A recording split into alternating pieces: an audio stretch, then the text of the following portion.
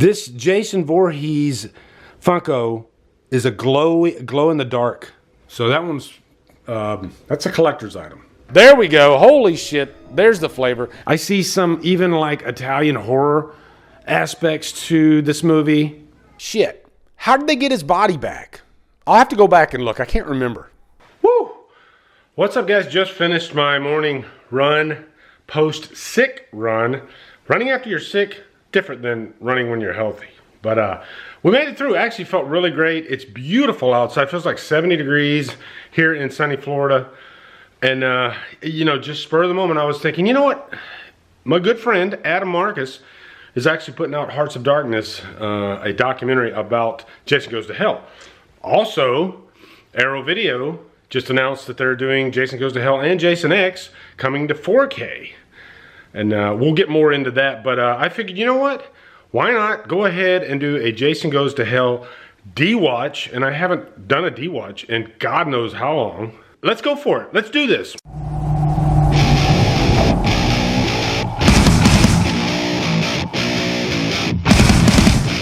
All right, what's up, everybody? It is several hours later in the day. I'll go into why it took me so long to actually start getting into the DWatch. But you know what? For now, let's go upstairs. Levi's looking at me like he wants to go outside. What's up, buddy? How you doing? Yep. 15 years old this month, and he's still kicking ass, right, buddy? Let me get some devil horns. Hell yeah. Yeah, let's go upstairs and let's take a look and see if we can find that version of Jason Goes to Hell that we want to watch. Turn on the lights, and don't worry, we will be getting into the evil lair, and I'll go through some stuff that's going on in here. The ever-changing evil lair. I thought about doing an actual, just a whole video going through, like from one side all the way around to the other. And just showing, but I don't know, is that something you guys would even want? You know, I'll give you tastes of it on these DWatches, but yeah, there it is. The beautiful box set. The beautiful box set. And let's grab the Jason Goes to Hell. There she is. And this is the one that does have the unrated version and the regular. We will be watching the unrated version for sure. It's gonna be badass. So let's take this baby downstairs and get it queued up. Levi flying down those stairs. And as you can see, I do have, I'm gonna be doing the 2-camera setup for this DWatch. So here is that 2-disc set. This is the theatrical version. This is the unrated. Let's go ahead and grab that. Love that artwork. Oh yeah. Sliding in the physical media. So I just got back from Sam's Club. I was getting low. Let me show you. No shame. I'll show you what's in my fridge. It ain't much in the way of solids. That's pretty much what I just picked up from Sam's Club. I needed water, I needed body armor, I needed sweet tea, and that's just leftover Monster. I'm trying not to buy as much Monster. I didn't buy Monster today, but that's just leftover from the 24 pack. But I do love me sweet tea. All right. So yeah, we got the menu pulled up for the unrated cut. Really excited. This is gonna kick ass. So let's go ahead and hit the play button. Ooh. And my remote, I swear, I have a Samsung Ultra HD player, and I swear I have to do this. I have to like jar the battery loose for the damn thing to work. Do we want to play with director introduction? Good looking guy. All right, we are underway. We got the FBI agent over there. She is undercover. The big deal here is they want to bring down Jason. Yeah, I just installed this, I'd say new soundbar, but this soundbar, I got it from an old job of mine. I worked in assisted living, and this thing literally like filled an entire dining hall or dining room. It's got a lot of power. It's so... It's such a good soundbar that it doesn't even require a subwoofer. Because my old soundbar had a subwoofer, which I still have over there, but I don't have it connected to this. That's why I had to, I could only turn it up like maybe 2 or 3 before it starts getting too loud. But Adam Marcus has talked about this intro and the whole idea of this, because I remember seeing this in the theater, saw it. I think the weekend it came out, I saw it. I was very fresh and young in the military at the time. And I believe this was 93 when it came out. And I was excited. I'm going to see a freaking Friday the 13th movie in the theater, you know? I'd seen part 7 in the theater. I didn't know that this movie was what it was going to be. I didn't know that Jason with, you know, the traditional look, the mask, was going to be out of the picture in this opening. And then the rest of the movie, it's a body swap type movie, which still to this day is quite jarring for a lot of people. But yeah, you can see Jason, he's getting blown to smithereens there. Is this my first DWatch on the 65-inch? It might be. It might be. Great stuff. Great visual imagery in this movie for sure. Even the look of Jason, even though he's in the movie very little, the traditional look, it still has a very, a stamp, I guess. It's got its own stamp in regards to the rest of the franchise. And then there's the great Creighton Duke. He's got plans. Creighton Duke was a great character to create for this franchise. And it sucks that he's only in one movie of the franchise. I think if Creighton Duke had been created earlier in the franchise, he probably would have had a recurring role. What do you guys think about Creighton Duke? Let me know down in the comments. And we have our title card, Jason Goes to Hell. I think at this time you couldn't call it Friday the 13th for legal reasons. Because Paramount still owned the rights to Friday the 13th. But anything under the name Jason would go to New Line Cinema. And so then you have what's called the New Line movies. And I guess this is a good time to talk about those Arrow releases that are coming out. I told myself I would not buy these. And my willpower is for shit because I ended up going ahead and ordered them off of a DWatch DVD for, I think they were $32 a piece. And I still don't have the 2009 version. I went ahead and lumped that one in there too. So I ordered all three, the 2009, Jason X, and Jason Goes to Hell. And I'm looking forward to getting them in. No regrets. I know they don't come out until like May. I couldn't resist, man. The cover art on these things looks freaking amazing. I don't double dip a lot, but for just a certain few franchises. I don't even double dip for Rocky. Like I haven't even bought the Rocky 4K. I'm a horror guy. And for some reason, they always suck me right back in. You know, I think horror more than any other genre really lends itself to creativity in terms of artwork. And if an artist comes out with a brand new version of a classic horror movie, and it just looks, you know, like Shout Factory, what they do, they have their artists come in and do their own, you know, artwork. And you can't help it. You will buy that damn thing for the artwork alone. And boy, does the artwork for these Arrow releases look insanely cool. Insanely cool. And by the way, I don't know if I'll have to use my copyright filter for this. There's a possibility I might have to use the copyright filter. I don't know. Depends on the studio. If I'm doing like Scream, anything Dimension Films, then I usually have to use the copyright filter. And I think for the last few Halloween ones, DWatches I've done, I've had to use the copyright filter. So yeah, there you go. Are we still on the title cards? Yes, we are. We are. It's so cool to be doing a DWatch. Let me grab me a drink real quick. Let me grab me a drink. It just said story by Jay Huey and Adam Marcus. So Adam Marcus, a very young 23-year-old Adam Marcus, actually wrote this story, had this idea, which kind of reminds me of, like, remember Daniel Farron's for Halloween 6? He was a really young guy at the time, big fan of the franchise, and he comes into Mustafa Akkad's office. I can imagine how nervous he must have been, you know? To be so young and to be such a fan of the franchise and to come into Mustafa Akkad, a freaking legend, and say, hey, I got this idea. I would imagine it's probably similar for Adam Marcus. Wouldn't you agree, Levi? I would imagine it's probably similar to just, man, to have the balls to just go in there and say, hey, I got this really cool idea that is unlike any idea before this point that might offend and piss off a lot of fans, you know, but Adam had his reasons. He thought, you know what, if you want all those other Jason Hockey Mask movies and Sackhead, you have them. This is just another alternative. You have the Jason movie in space, even, that came after this. Let's toy with this idea. And you can see right there, I can't remember the actor's name who was in Rocky 5. Great freaking character actor, though. The essence of Jason is calling him. And he's... I tell you, I didn't know what was going to happen when I was watching this scene. Like, what's he going to do? Is something going to come out of the heart and like jump out at him, kind of like the face hugger? Sure enough, he picks it up and he eats the fucking thing. Like, what the hell? And I remember just sitting in the audience and everybody's like, oh my God, he's eating the thing. That's an actor going after it too, you know? I wonder if he had to do like multiple takes and eat like, you know, maybe a couple of hearts. God, I hope not. That's the take that you want to make it count the first time. You know, some takes you're like, give me 2, 3, maybe 4 takes. But this is the type where you're like, yeah, let's just one and done, get this over with. Oh, and by the way, you'll notice I have these Crow Blu-rays over here. That's the UK version. This is my BD Ripper. I've had this thing for years, long time. Probably at least like 5, 6, 7 years, something like that. Still working great. It's a nice little Samsung BD Ripper.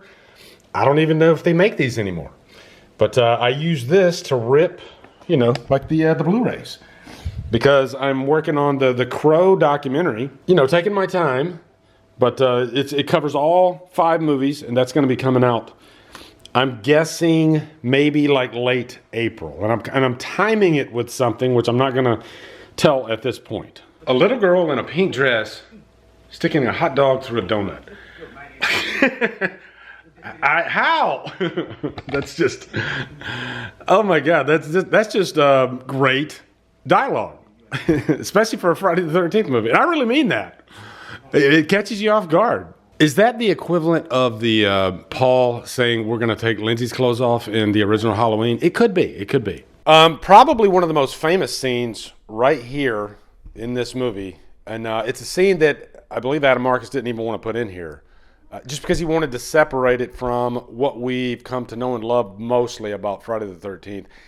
And I don't want to like, you know, I'm paraphrasing, of course. I don't know how much of that is true, but I know that he didn't want to put this scene in there, and they made him put it in there. A camp, you know, like a campfire scene. You get your sex scene in the tent with the campfire, and I do think this is one of the best scenes of the movie. Not just because it's more akin to the traditional Friday the 13th tropes, but it's also one of the best freaking kills in the entire franchise. And wow, it's a juggernaut of a freaking kill scene. The one interesting thing about this scene, among many interesting things about this scene, is that the couple in the tent, they were a real couple, but they were actually broken up at this time. So it was a little awkward for them coming back together, literally, in this scene. Because, you know, we've all been through breakups. It's not fun.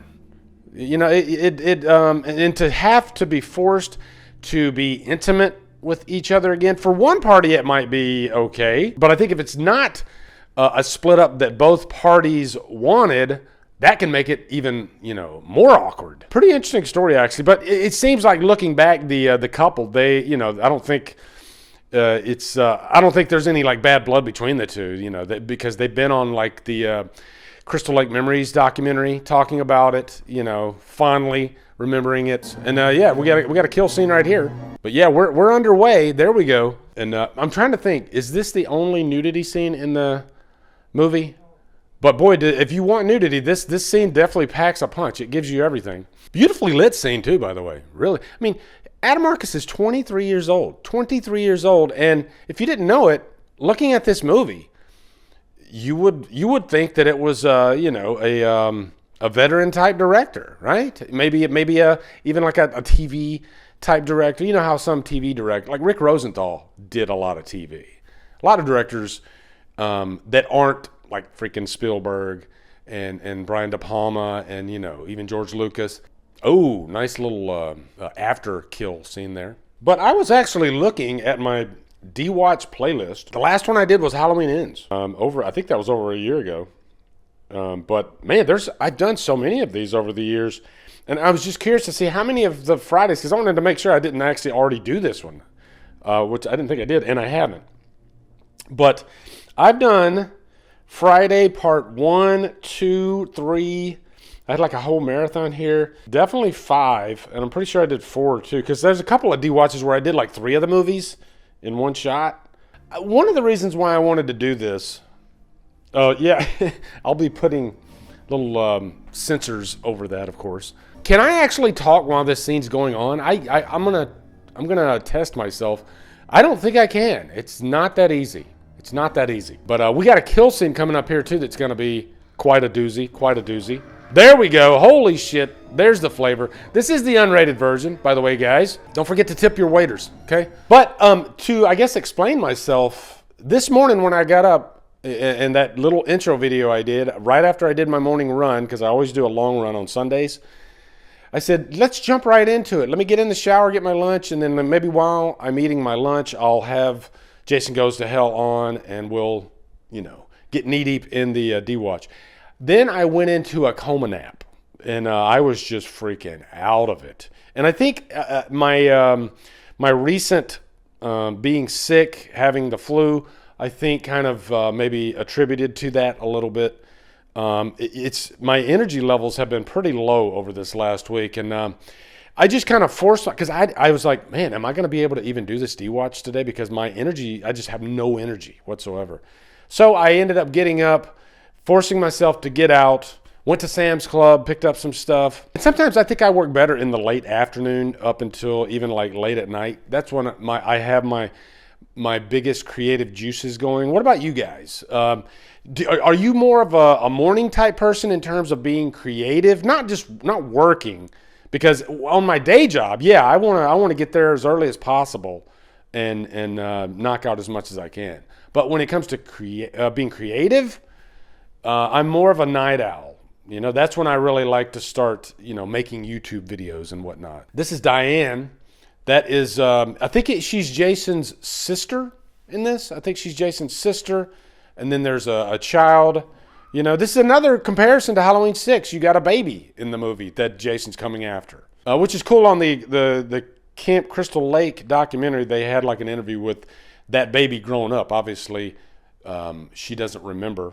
But how cool to be able to say, when I was a baby, I was in a Friday the 13th movie.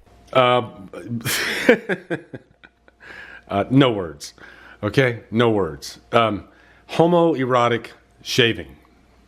Yep, that's Adam Marcus's words. But man, Adam, how do you come up with these ideas, man? They're memorable. They're definitely memorable. By the way, talk about making a really great kill for 50 cents, okay? Because the scene right before this, when this deputy was about to, I guess he was heading to get it on with his girlfriend, and the way that Jason, we'll just say Jason, kills her is he slams her head into the car door. It looked like that might have been like a pillow head, but it was just so funny and abrupt. And it like I said, it looked like it cost 50 cents to shoot. There's no like crazy effects, which this movie does have some crazy effects in it. But sometimes the best kill could be the cheapest, right? For the scene. Jason's spirit went from the coroner to the deputy.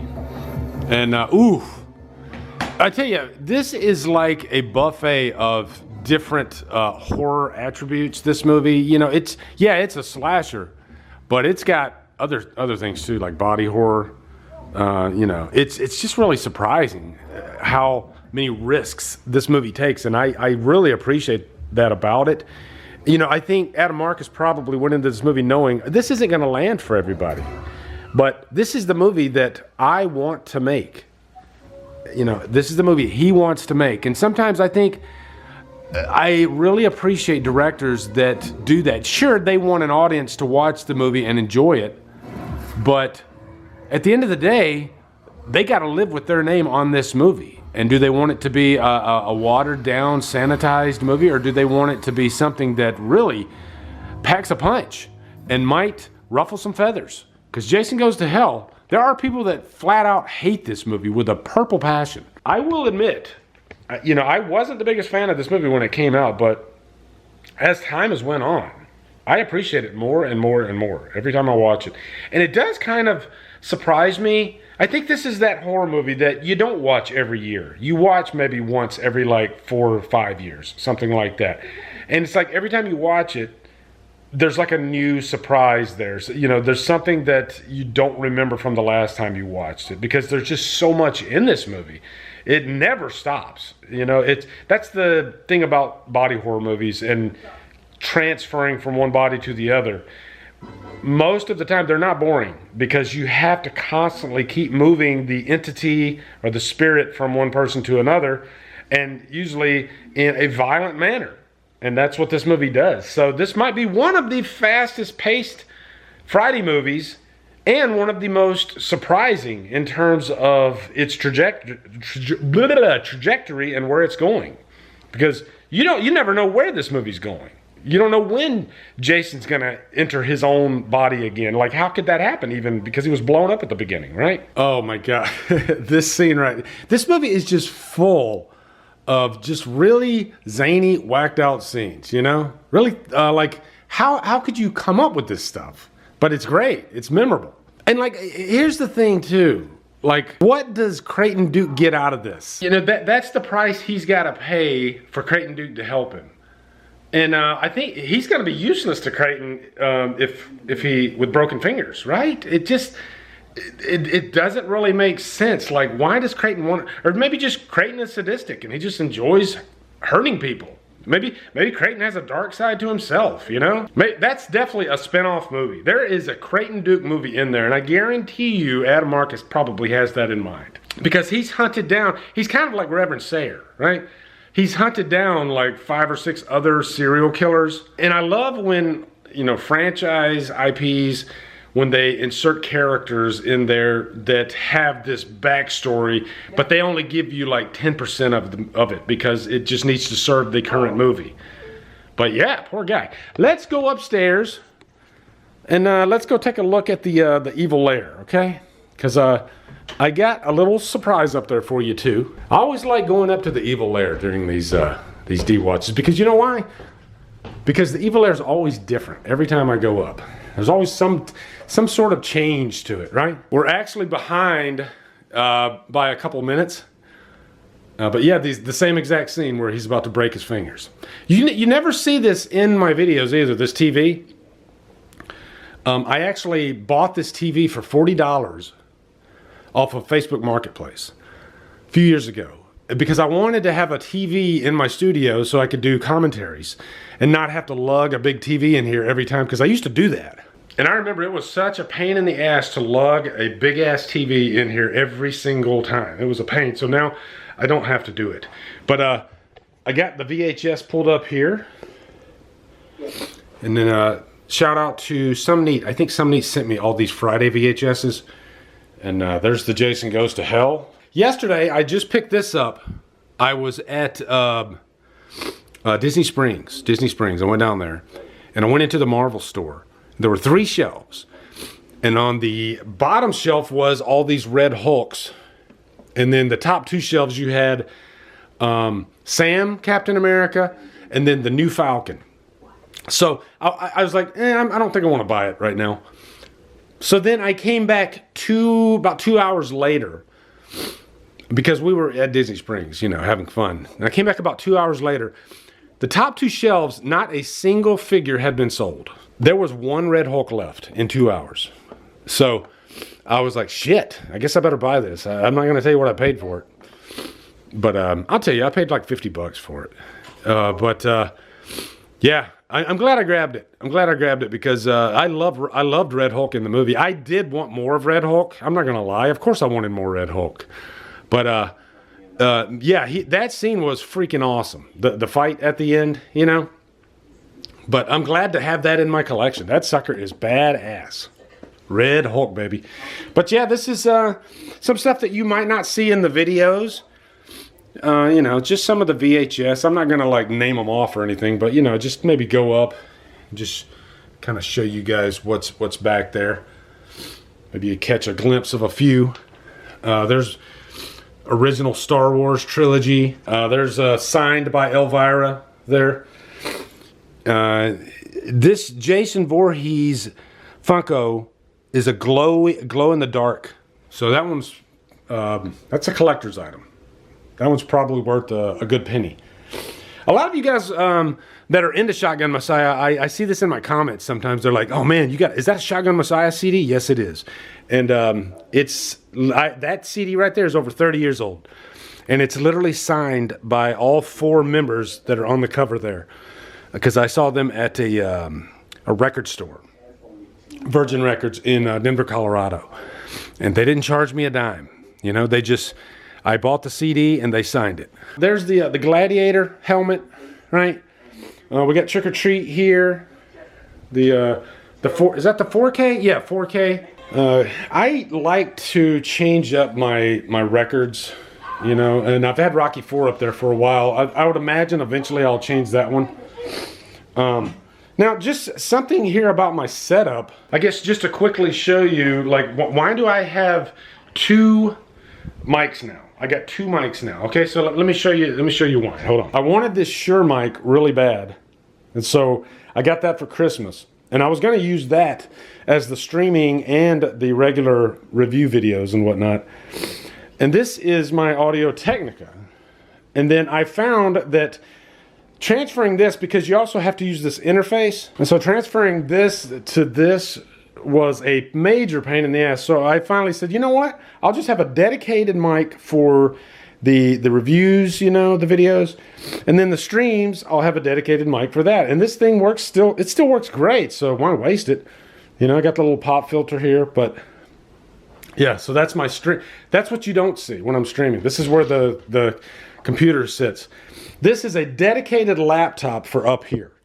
That laptop never leaves. This is specifically for Audacity. You know, I turn it on. Yeah, there's what it looks like when it's up. It's turning on now.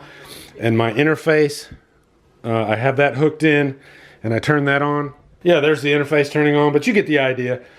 And that interface, it's very handy, but I really only use it for the audio. I have to put out the 48 volts, whatever. And then otherwise I wouldn't be able to hear this mic. But I love this mic, I do. It sounds amazing. But you do have to talk right up on it. Whereas this one, you can actually step back from it a little bit. Here's my my record player. And lately I've been listening to Fast Times at Ridgemont High. I'll throw something on when I'm getting ready to record, because it takes me like 15 minutes to set all this stuff up. But yeah, this is where all my my horror Blu-rays, this is my Halloween shelf. Anything Halloween related is up here on this top shelf. Got the Friday box set, Halloween box set up there. If you go down, you got slashers. Then you get some of your like sci-fi type stuff, vampires, werewolves, zombie movies. And then you get some like psychotic horror type stuff. I like to put my stuff by genre. These are like box sets. Shout Factory is gonna be under here. I have another copy actually of the Trick or Treat. You got your Arrow boxes here. Some other stuff. And there's my 4Ks. I keep them down here. These are just horror though. I have nothing non-horror is up here. And of course, lastly, my huge mask collection that so many of you have sent me over the years.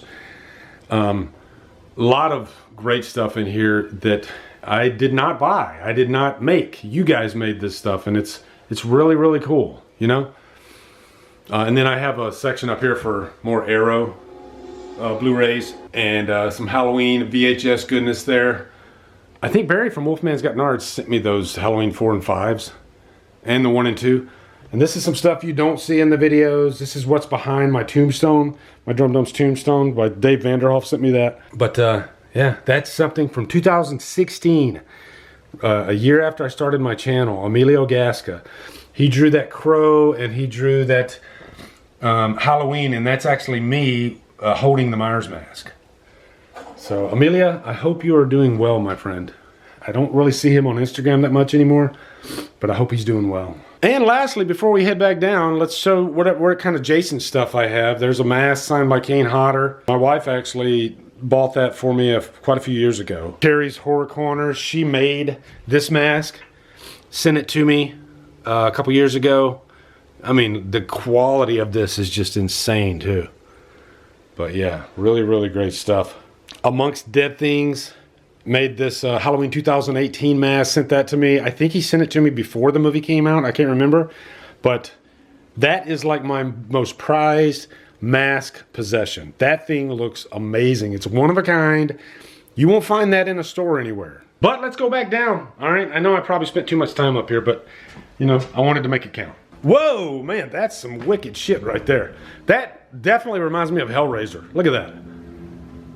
That is insane looking. I mean, this movie has some of the most gnarly practical effects, and I think that's one reason why this movie is so underrated. And not enough people talk about it. And I think this, if this wasn't attached to the Friday the 13th franchise, then this movie, it would be a different story, I think. But the good thing is, I do think it is garnering a massive cult following. You know, you can't deny that. I am so looking forward to Hearts of Darkness. I can't remember exactly when it comes out, but I love a good documentary. So really looking forward to that. That was Adam Marcus right there. I forgot he's got like a small part in there. He's got a little cameo. And was that him that just got thrown over the counter? This movie has so many characters in it. And usually, you know, it's not set up like a normal Friday movie where all the characters are the same pretty much. You know, it's a group of usually camp counselors. And you might have like different archetypes, like maybe a jock and maybe the kind of like in part 7 where you had the science fiction guy, Star Mummy, right? But outside of that, there's really no difference between anybody. They're just fodder for Jason to kill. This movie, every character has a purpose. So I think that's one of the jarring things that a lot of people have with this movie that love Friday movies. They go into them and they're wanting a certain thing. They're wanting Jason to just kill people off one by one, and they don't really care too much about the characters, right? Whereas this one, every character, like I said, they serve a purpose for moving the plot forward, and the ultimate goal of this movie is putting an end to Jason once and for all. And the interesting thing is, like, how is it going to happen, right? Like, how is that end going to unfold? You know, that's the fun thing about the last movie in any franchise, which is funny because the final chapter was supposed to be the last Friday movie. But then here we are so many movies later, and this is supposed to be the last Friday movie. Of course, it wasn't. We still had freaking Jason X and Jason Goes to Hell, and then the remake, or Freddy vs. Jason, sorry. And then the Friday will never end. And, you know, even though it's been since 2009, since the last movie, it will eventually come back. This franchise has way too many fans. And I would say, I think within the next couple of years, we're going to see another movie. The TV series, I know it's underway now. I know that the young actress, she's in talks to play Pamela Voorhees. But, you know, who knows? Who knows when it's going to happen? Actors are in talks to play movies all the time and characters. But that doesn't mean it actually gets off the ground and they start shooting. Right? That's as soon as they actually start shooting the Friday TV series, then, you know, I'll be like, okay, now it's actually happening. Because are they shooting? They might be. I don't even know. Maybe they're just keeping it quiet. Sometimes they do that. Look at that lighting in this, you know, some great backlighting. I tell you, that can really make or break how professional a movie can look. I don't think it's necessarily about how much money you spend. Because I've seen so many movies, like lower budget movies, and they look so freaking cheap. And I think a lot of times that comes down to the lighting. And if there's too much bright light where there shouldn't be bright light and whatnot, if the characters aren't lit appropriately to give them some sort of depth, then it can make your movie look cheap and fake. But I mean, this is a slick looking film. It's beautifully lit, actually. And I mean, look at the blues in that scene, close-ups, attention to detail as far as like where the camera goes, the low angles, the high angles, it all matters. And again, 23-year-old director, which I'm sure he had a great freaking team around him to guide him. But a lot of character in the camera work, right? And the effects like that right there. But you had like kind of like a Sam Raimi type shot there previously with the camera zooming forward. I see some even like Italian horror aspects to this movie. Great stuff. Really, really great stuff. And bloody. It does not hold back. You know, this is not a PG-13 Friday movie at all. Guys, question for you. Which one was your favorite host, I guess? Jason host, not including Jason, of course. I think this guy right here might have been the news anchor. I think he might have been my favorite. Look at that, guys. Oh, yeah, that's great stuff. Oh, my God, that's great. And I'm going to do some of the Twitter shout-outs. All right, Twitter shout-outs. This is going to be fun. This is going to be fun. I keep saying Twitter X. Sorry, X. Dan Wolf, dear friend for years now. Love you, Dan, so much. He says, it's like literally my favorite one in the franchise. From the police station to the restaurant to the Voorhees house, could pass for any badass action movie. Kisses. It does feel like an action movie at times, for sure. Man of Stevens says, I actually like this film a lot. I think it's a terrible Friday the 13th movie, but much like we see with comic book characters, it works as an Elseworlds. Very true. Cactus Jack, never holding back, says, you found the only movie more insulting than Halloween Ends. Don't tell me you think it's a great movie. Jason shaves a dude. And technically he talks too, but Jason shaves a dude. This movie's terrible. I hate Adam Marcus so much. I love you, Adam Marcus, okay? I'm sure Adam Marcus, that's not the first time Adam Marcus has seen some of his haters out there. Brad Urkala says, this movie is bonkers and fun as hell. Don't care what anyone says. John Parks, first 10 minutes are gold. P.S. Everyone wants a DD shout out. Hell yeah. Nathaniel Palika Erlinson, he says, it sure is an interesting watch. I think the baby is my least favorite part of this movie. The baby, okay? Andrew Dick says, this one is my least favorite in the franchise. Have fun. Robert Schumann says, what saves me for Jason Goes to Hell is the unrated cut. That's what I love about the movie. Yeah, I like the unrated cut too. Dean Adlington says, cannot wait for the Arrow Films video 4K of this. Plus, Jason X. Me too. Slasher Dope says, I don't totally hate this movie, but it's far from a favorite. Chance says, Jason Goes to Hell is the only Friday movie I'm not a fan of. However, I do like this poster art. And last one, Andrew Schultz says, me, you get a shout out. Only a Voorhees can kill him. Yeah. Man, this whole scene just looks glorious. This whole sequence. We are nearing the exciting final showdown. That knife, that scepter, that is a key ingredient to all this, okay? That's how we're going to finally put an end to Jason. It seems like there's so many of these movies that, you know, they insert a little bit of a science fiction aspect or fantasy aspect, and there's always some sort of scepter that's extremely important, and we need it to end the horror, and that's no different for this movie. You know, but it's always a fun little angle, right? And it's a convenient way to get you from point A to point B in terms of storytelling. Oh my God, there we go. We got Jason again. How did he come back though? I forgot. Damn it. Shit. How did they get his body back? I'll have to go back and look. I can't remember. But you got to have one final big fight between Jason and is that his niece? I think that's his niece that he fights because Diane was his sister. Is this something they would explore in the TV series with young Pamela? Would this be canon? That's the question. I don't know.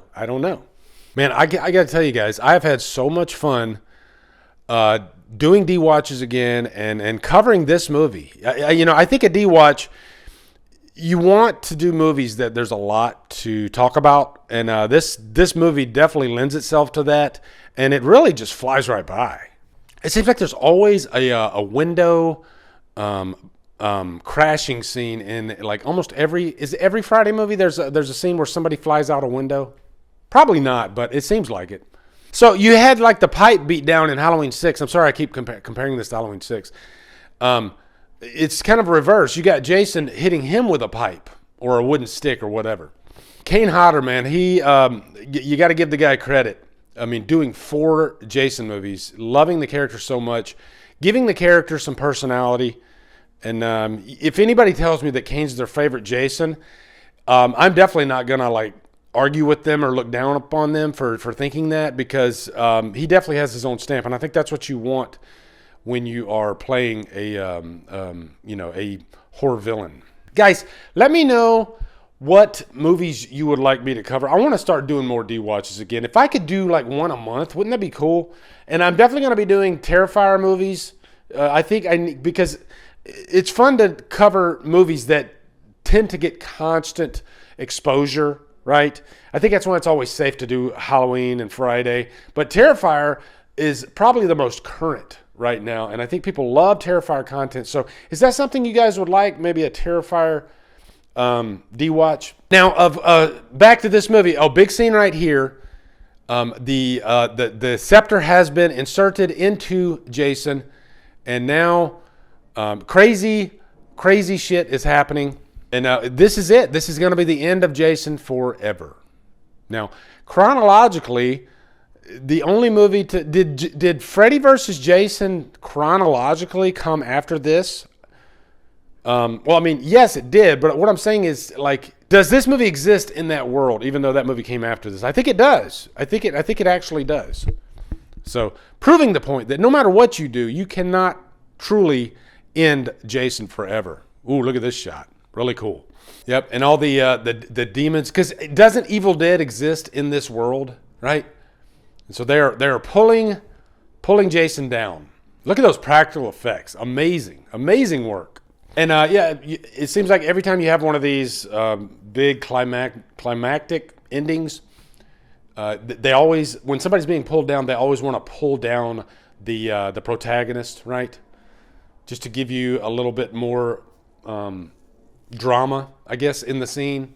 When Freddy's hand comes up and pulls him down, is that right before the credits roll, or is that like an after credits scene? It's been a while since I watched this one. Okay, I did post this on Instagram. Vinny says, can't believe DWatch is freaking back. Yes, sir. Jason, Born Slippy, he says, hey, this one I love.